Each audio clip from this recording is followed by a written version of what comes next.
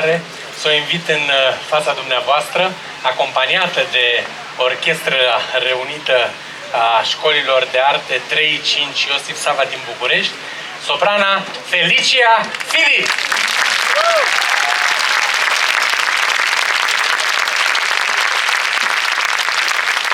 Aria pe care o va interpreta este The Impossible Dream din Omul de la Mancha, o piesă care a depășit universul teatrului muzical, devenind emblematic interpretată de artiști precum Frank Sinatra, Elvis Presley și Andy Williams. Așadar, Omul de la Mancha, The Impossible Dream, Felicia Filip și Sinfonia Mundi, dirijată de Răzvan Apetrei.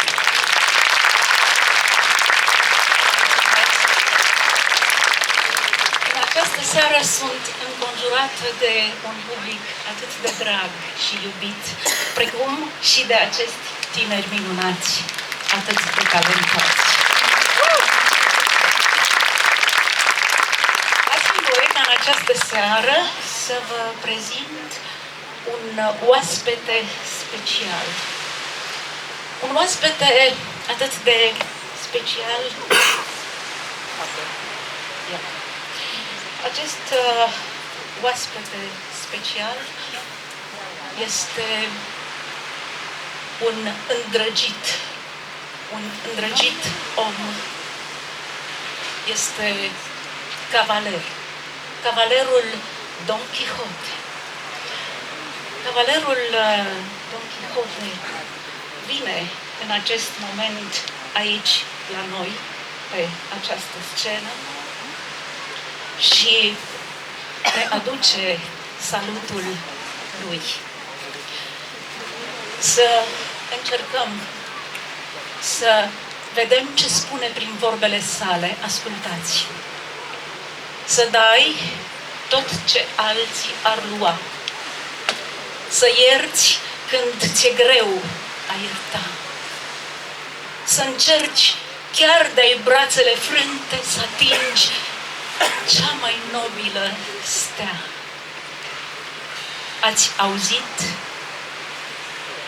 vreodată până acum un asemenea îndemn? Ce bine ar fi dacă am putea să urmăm sfatul lui Don Quixote. Lumea ar fi mai frumoasă, mai bună, iar noi ne-am iubit mai mult.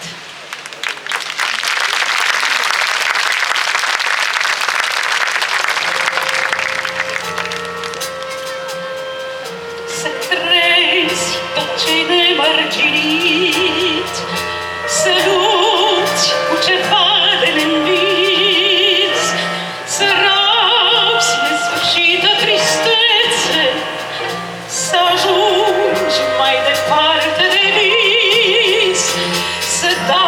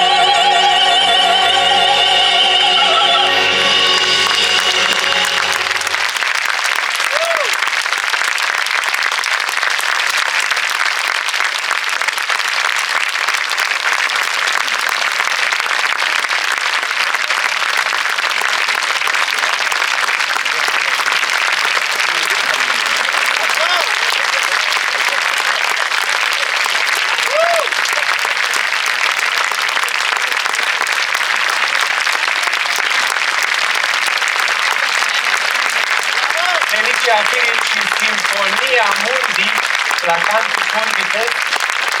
Vă mulțumim pentru generozitate, pentru sensibilitate, pentru armonie și pentru emoție.